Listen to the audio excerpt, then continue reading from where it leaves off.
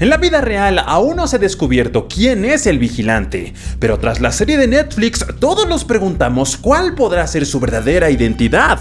Así que después de investigar y encontrarle sentido a algunas cosas, les tenemos unas cuantas teorías sobre cuál es la verdadera identidad del vigilante.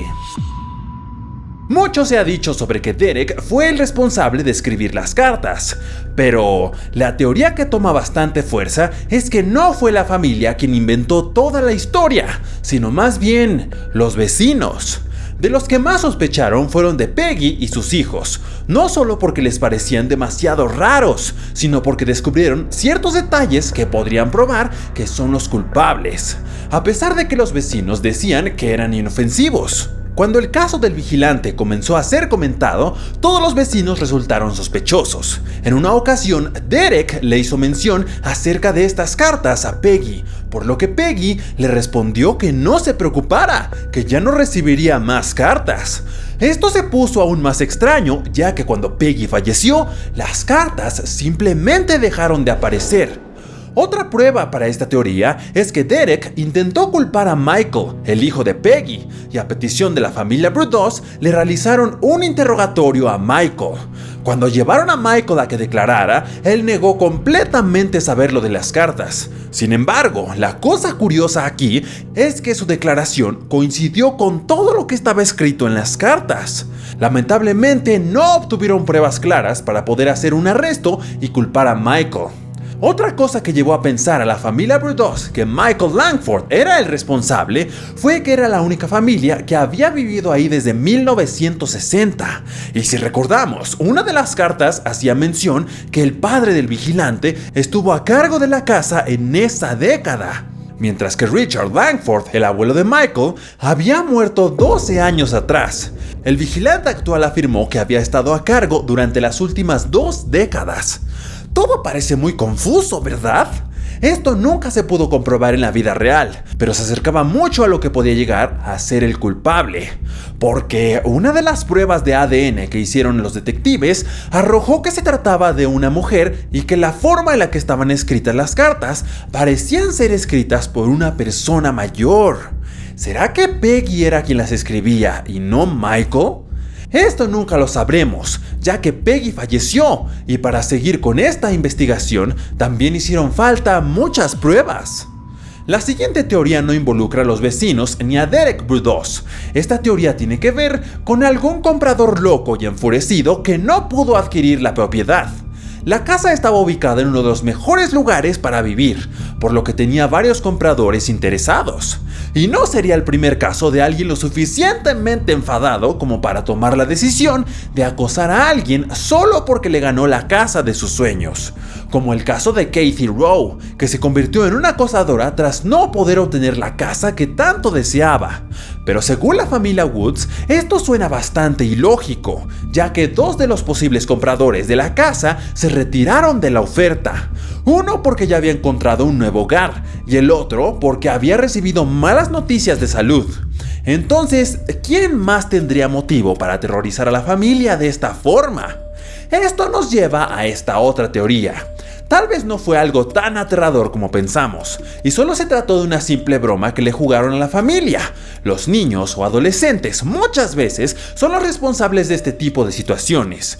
Podría ser que a alguno de los niños vecinos se les ocurrió hacer esta broma simplemente porque la familia les caía mal, ya que al leer el contenido de las cartas nos damos cuenta de que es muy exagerado y pareciera ser sacado de una película de terror.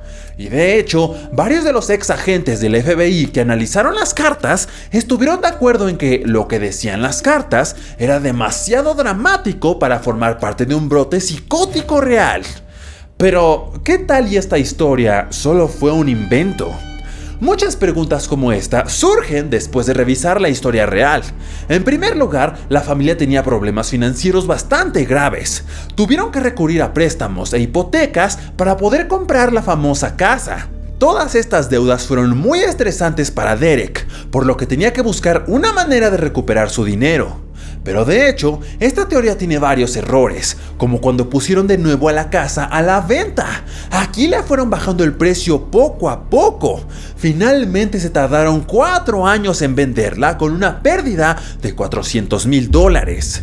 Y entonces, ¿cuál es la ganancia aquí? La verdad detrás de esta decisión es mucho más ambiciosa de lo que pensamos. A ellos no les importaba tanto el valor en el que vendieran la casa, sino que la jugosa oferta de más de $1 millón por parte de Netflix, con la intención de comprarle los derechos de la historia del vigilante.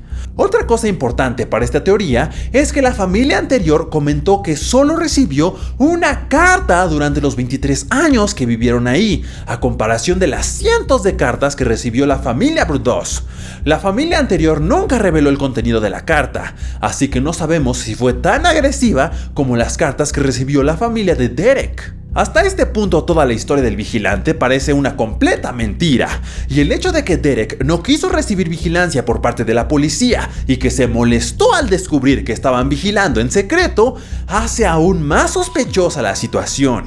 Parece una actitud muy extraña para estar muy asustados, ¿no lo creen? Además, ¿qué clase de persona se atrevería a aterrorizar a su familia con tal de obtener ganancias? Suena muy ilógico. Además, si nos ponemos a pensar, esta historia tan aterradora le daría mala fama a la casa. Nadie querría comprar una casa sabiendo que existe la posibilidad de que asesinen ahí a tu familia. Otros casos, como la aterradora casa de Amityville, se vendió en $850,000 después de que salió en películas y series relacionadas con el caso. Así que no sería una mala idea darle una historia similar a la propiedad. Probablemente se les presentarían más oportunidades, como la propuesta de Netflix. Pero cambiamos la cosa. Supongamos que no fue tanto por la ambición de querer obtener más dinero, sino más bien porque Derek se sintió tan presionado que fue su única salida. Él trató de hacer lo posible por vender la casa. Incluso una de sus ideas era derribarla y construir 2 nuevas casas, para así poder venderlas más fácil. Pero según las declaraciones que dio, muchos de sus vecinos se opusieron a que derribara la casa por el significado que tenía para el vecindario. Las cartas aterradoras solo complicaron más su situación, llevando a Derek a la locura, ya que se obsesionó tanto con encontrar al responsable que se pasaba las noches despierto para ver si encontraba algo. En esos momentos no creo que los Brudos hayan pensado en todo el dinero que sacarían de esa historia. Derek también comentó que no quería vender la casa hasta que los compradores supieran del loco que los aterrorizaba, y su abogado estuvo de acuerdo con él. Y otra prueba que nos hace dudar aún más es que Derek, a pesar de toda la presión y terror que sentía, aceptó la propuesta de Netflix sin pensarlo. Al parecer no sintió terror vender la historia y ganar todos estos millones de dólares. Lo primero que hubiera hecho a alguien es huir y no volver jamás a esa casa. Pero esta familia decidió tomar el dinero de Netflix, tal vez para quitarse el susto.